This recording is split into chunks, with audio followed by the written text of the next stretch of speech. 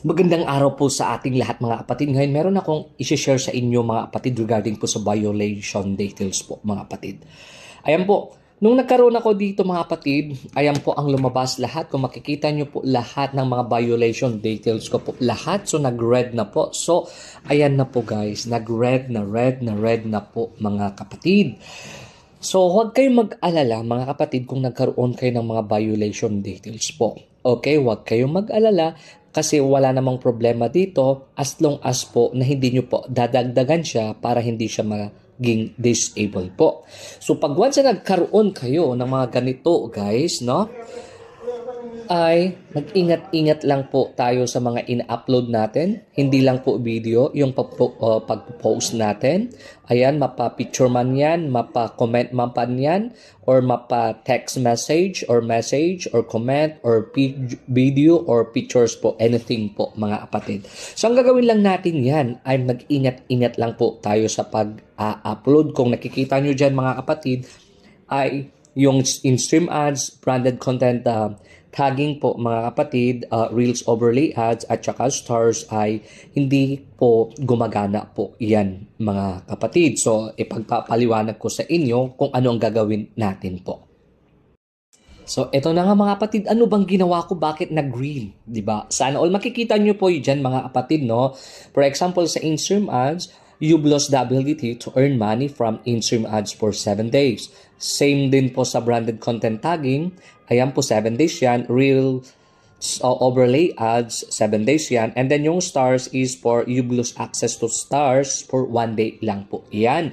So, ang ginawa ko mga kapatid, karoon ako ng ganyan nung nag-red po. So, nagkaroon tayo ng community standards as I have said a while ago. So, mag-ingat-ingat lang po tayo sa mga ina-upload natin po.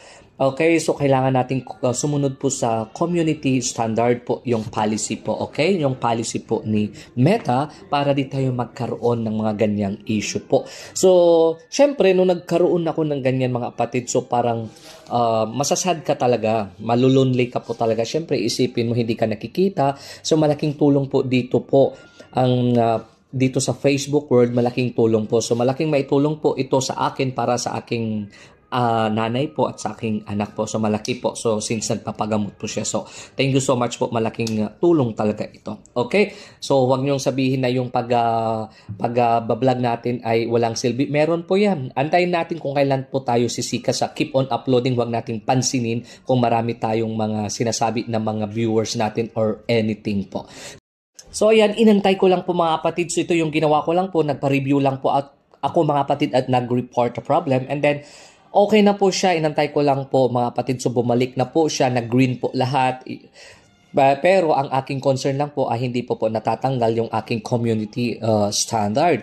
Pero mag-ingat-ingat pa rin tayo, nga sabi ko, huwag kayong mag-alala kasi bumabalik na siya at kumikita pa rin tayo. So there's no problem with that. But you have to ingat tayo sa pag-upload natin. So, ang sinabi nga dito mga kapatid, if your page gets too many community standards violations in too short a time, it may be permanently disabled po.